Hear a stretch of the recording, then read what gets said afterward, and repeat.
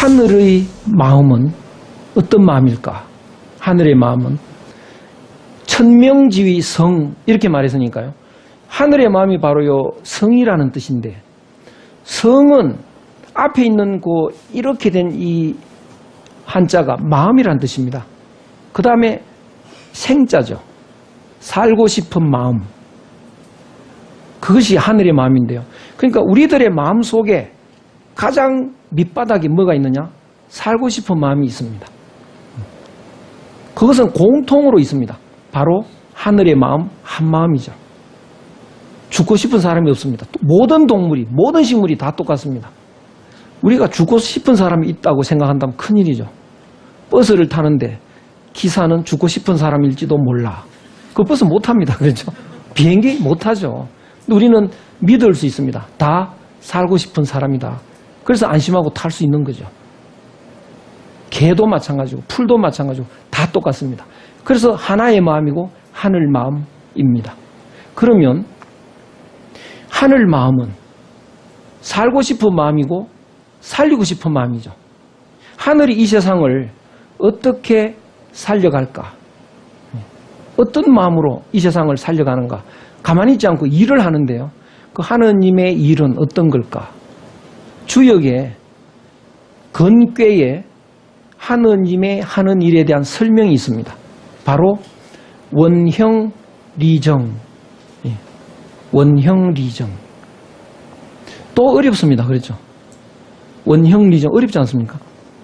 쉽게 이해하려면 추나 추동 이렇게 이해하시면 됩니다. 그러면 추나 추동이라고 할 것이지 왜 원형리정이라고 했을까? 이유가 있습니다. 하늘은 추나 추동, 봄, 여름, 가을, 겨울 이렇게 순환을 하는데 이게 하늘이 돌리는 일입니다. 왜 봄, 여름, 가을, 겨울로 순환을 하게 만들까? 그래야 만물이 살아갑니다. 봄, 여름, 가을, 겨울이 없으면요. 만물이 생존할 수가 없습니다. 열대지방에는 봄, 여름, 가을, 겨울이 없는 것 같죠? 있습니다. 봄, 여름, 가을, 겨울이 없으면 살 수가 없습니다. 한대지방에도 에스키모들이 사는 추운 지방에도 봄, 여름, 가을, 겨울이 있고요. 남극지방에도 있습니다. 그래서 만물을 살리기 위해서 돌리는 하느님의 수레바퀴 이것이 봄, 여름, 가을, 겨울인데요. 그러면 왜 원형리정이라고 했을까? 오늘 하루도 하느님이 돌리고 있는 거죠. 그럼 오늘 하루는 추나 추동이 아니죠. 아침, 점심, 저녁, 밤. 또 그 다음에 아침, 점심, 저녁, 밤. 우리의 한평생은 한평생이 또 이렇게 돌아갑니다. 내 한평생이 끝나면 우리 자녀가 또 한평생 돌아가고 그건 또 소년, 청년, 장년, 노년 이렇게요. 그 모든 것을 표현하기 위해서는요. 상징적인 용어, 원형리정 이렇게 표현할 수밖에 없습니다. 그래서 만물의 삶의 원리 또 만물을 살리는 원리가 원형리정이다. 이렇게 이해할 수 있는데요. 그러면 추나 추동으로 우리가 바꾸어서 이해할 때 가만히 생각을 해보면요. 봄, 여름, 가을은 어떻습니까? 활동을 하는 거죠. 겨울은 꼼짝하지 않고 있습니다. 4분의 3은 움직이고 4분의 1은 숨어서 가만히 있다. 그것을 삼현일장 이렇게 표현할 수 있는데요. 3은 드러내고 하나는 감춘다. 겨울에도요. 활동을 하게 하면 더 많은 생산을 할 텐데 왜 겨울에는 활동을 하지 않도록 할까? 그 이유가 뭘까 한번 생각을 해보면요. 겨울은 그냥 가만히 있는 것이 아닙니다. 일을 합니다. 그 일을 뭐라고 하느냐 하면 심판이라고 합니다. 심판의 일을 합니다. 봄에 싹이 이제 씨가 뿌려져서 싹이 나서 여름에 무럭무럭 자라서 열매가 열리고 가을에 뿌려집니다. 그 모든 씨앗에서 싹이 다 나면 어떻게 될까요? 싹이 다 나면 다 죽습니다. 그렇죠? 그러면 어떻게? 가을에 심판을 합니다. 그래서 싹 하나하나를 추이라는 무기가 심판을 해서 이것은 이 알맹이는 충실하니까 남겨놓자. 또 그 다음에 알맹이는 시원찮으니까 죽이자. 많이 죽이죠. 그리고 가끔 하나씩 남겨놔서 그것이 봄에 다시 싹이 나서 무럭무럭 생명이 이어갑니다. 그러면 예컨대 싹이 3개만 필요하면 3개만 열리면 되지 않습니까? 왜 수많은 열매를 매달까요? 3개만 매달아 놓으면 이 열매는 커지질 않습니다. 예.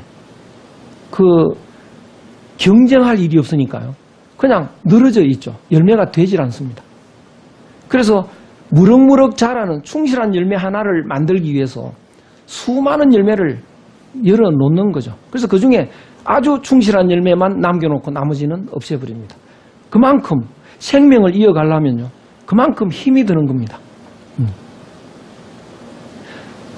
사람도 그렇죠. 사람이 아이를 하나 낳으려면 하나만 있으면 되는데 왜 2억 개를 만듭니까? 그렇죠. 엄청난 소비를 하는 거죠. 튼튼한 하나를 위해서 그만큼 많은 생산을 하는 거죠. 1억 9,900 얼마의 희생이 필요한데요. 그만큼 생명이 중요한데요. 이 지구도 생명 있는 별이죠. 그러면 지구의 생명을 유지하기 위해서는 생명 없는 별이 몇 개가 필요할까요? 엄청난 별이 필요합니다. 그래서 지구 주위에 있는 별들은 생명이 없습니다. 미국이 우주 개발을 해서 화성에 가서 살려고 하는데요. 살아라고 하죠. 화성에 가서. 결과는 빤합니다. 못 삽니다. 생명 있는 별은 한 2억 개 건너가야 나옵니다. 그렇죠. 이 주역의 이치를 보면 빤히 알게 되는 거죠. 그래서 최근에 미국에서 발표를 했는데요. 지구하고 똑같은 생명 있는 별이 있다. 발견을 했다는 발표가 있었습니다. 아마도 한 2억 개 건너 있겠죠. 그러면 그 2억 개 건너의 별 또 2억 개 건너가면 또 생명 있는 별이 있겠죠. 그만큼 생명을 유지한다는 데는 많은 에너지가 필요합니다. 그래서 우리의 삶도 이런 사면일장이 기본입니다. 밥을 먹는데 위장이 이만하다고 했어요. 밥을 그만큼 먹으면 그 다음에 아무 일도 못합니다. 4분의 3만 먹어야 됩니다. 그러면 그 빈 4분의 1이 그 다음을 이어가도록 힘을 줍니다. 부부간에 욕을 하는데요. 하고 싶은 욕 100% 했다. 정 떨어져서 멀어집니다. 아무리 욕을 해도 4분의 3만 해야 돼. 감추는 4분의 1이 있어야 됩니다. 그러면 지속이 됩니다. 연애를 해도 감추는 게 있어야 됩니다. 요새 좀 심한 젊은 학생들은 남이 보든 말든 지하철에서도 애정 표현을 하고요. 얼마 안 가서 헤어집니다. 정 떨어집니다. 그래서 좀 4분의 1의 감춤이 필요합니다. 그림을 그려도 빽빽하게 그리면 좀 답답합니다. 안 그리는 4분의 1, 바로 사면일장의 원리입니다. 그러면 이 잠을 자는 것도요. 하루 24시간 중에 4분의 1에 해당되는 6시간은 자야 됩니다. 24시간 일하면 일을 많이 할 것 같죠. 그 다음날 아무것도 못합니다. 그러면 6시간 동안 뭘 하는 건가? 심판을 하는 겁니다. 우리가 18시간 동안 있었던 일을 6시간에 잠을 자는 동안에요. 일일이 심판을 합니다. 어제 있었던 일, 홍길동하고 싸워가지고 열받았던 일, 그거 지우라고요. 그거 필요하지 않다. 그래서 자는 동안에 지워줍니다. 어제 흥분해가지고 이 혈압이 올라갔다. 그러면 그것도 다시 원상복귀 시켜놓습니다. 어제 인문학 강좌 그 수업 내용, 그거 지우면 안 되잖아요. 그거는 기억시켜 둡니다. 그것을 이렇게 심판을 해서 남길 거 남기고 또 없앨 거 없애는 것을 밤 6시간 동안 충실히 하는 겁니다. 그러니까 시험 공부하는 학생이 잊어버릴까 봐 잠 안 자고 시험 치러 가죠. 반드시 망합니다. 시험 공부한 뒤에 자야 됩니다. 자는 동안에 필요한 것을 기억을 시키는 거죠. 그리고 가면 그 기억된 것을 시험 칠 수 있습니다. 이건 과학적으로 입증을 한다고 합니다. 바로 심판의 기능이 4분의 1입니다. 이것이 하늘의 생명의 원리입니다. 오늘날 우리들은 오랫동안 하늘을 무시하고 살았죠. 마음의 시대에 제거해버린 게 하늘입니다. 그러니까 초등학교 때부터 지금까지 하늘에 대한 것을 배워본 적이 없습니다. 비과학적이라고 해가지고 제거했습니다. 그것이 마음을 챙기는 시대의 특징입니다. 그런데 하늘이라는 것이 우리를 이어주는 한마음이기 때문에요. 하늘을 제거하면 한마음을 제거하죠. 그러면 우리는 남남이 됩니다. 바로 거친 시대가 되는 건데요. 그 근본 원인이 하늘을 제거한 데서 오는 겁니다.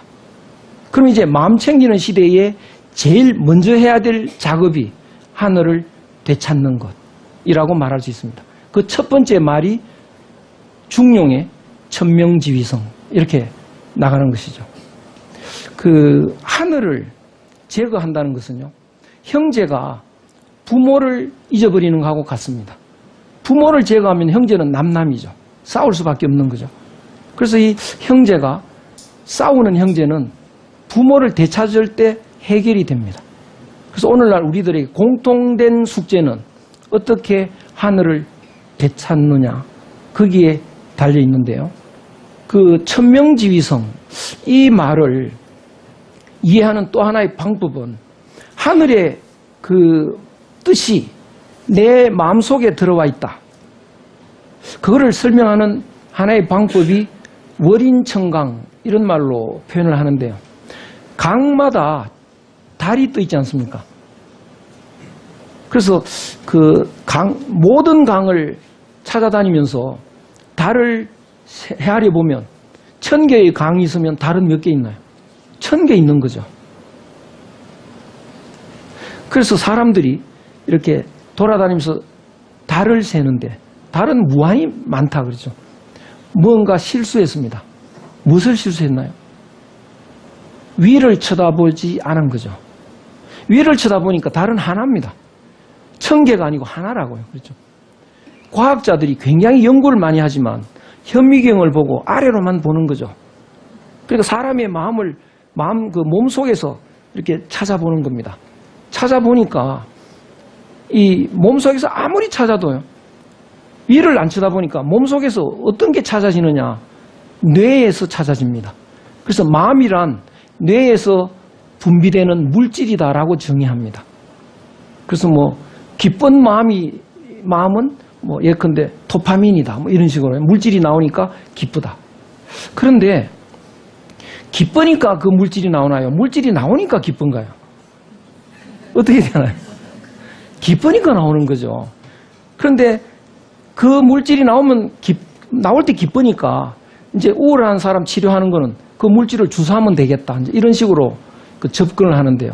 아무리 해도 해답이 해결이 되질 않습니다. 실수가 뭐냐면 위를 쳐다보지 않았다는 거죠. 위를 쳐다보면 하나의 마음이 모두에게 연결이 되어 있습니다. 마치 하나의 달이 모든 강에 나타나 있듯이. 그런데 이렇게 설명을 하면 하늘의 달하고 강물의 달이 이거는 하나가 아니다 말이죠. 하나는 그림자일 뿐이다 라고 우리는 그 생각하기가 쉬운데요. 그거는 말귀를 못 알아들은 겁니다. 예. 비유하는 사람의 말은 하늘의 달이 그 달이다. 마치 이게 공간이 하나로 붙어 있는 것처럼. 그러니까 모든 마음이 하늘에 있는 모든 마음이 우리들 마음하고 하나로 이렇게 붙어 있는 거하고 같다라고 이해를 하셔야 됩니다. 그 하늘의 마음이 사람의 몸속에 들어와 있는 것이 성이다. 성이다. 그런데 그 성은 속에 있어서 잘 보이지 않습니다.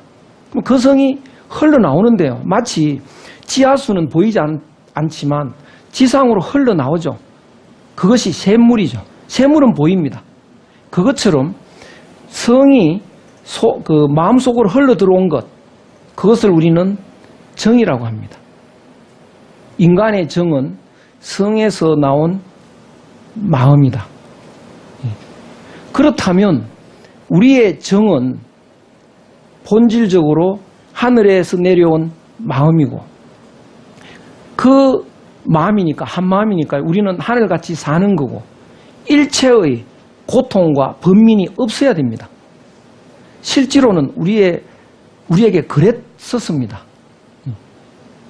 어릴 때는 고통과 번민 없이 태어났습니다. 그런데 살면서 왜 이렇게 바뀌는지요? 그것은 뭐와 같으냐 하면 하나의 지하수가 있다면 그 지하수에서 구멍을 뚫으면 샘물이 되질 않습니까? 샘물이 나오죠. 근데 하나의 지하수라면 샘물은 다 똑같아야 되죠. 근데 실제로는 다르죠. 그 다른 이유가 뭘까? 왜 다르다고 생각합니까? 왜 달라집니까? 바로 물이 흘러나올 때 그 진흙이 묻어 들어가서 그렇습니다. 또는 다른 성분들이 묻어 들어가서 달라집니다. 그것처럼 우리의 마음이 본성에서 흘러내려올 때 인간의 요소가 끼어 들어가서 정이 변질이 됩니다. 그래서 사람마다 정이 다 달라집니다.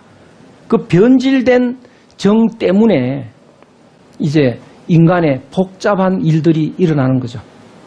그래서 결국은 정의 문제로 우리의 모든 그 문제는 정에서 비롯됩니다. 이 내가, 착각 덩어리인 이 내가 하느님의 말씀이 내려올 때 가만히 있질 않고 개입을 합니다. 내 것 챙기는 개입을 하죠. 욕심에서 판단하는 것, 이것은 결국은 나중에 큰 고통으로 다가오는 건데요. 하늘의 뜻이 뭔가 판단하는 능력입니다. 그래서 하늘의 뜻을 실천하는 것, 이것이 행복으로 가는 길이고요. 하늘의 뜻을 어기는 것, 이것이 고통으로 가는 그런 길이다.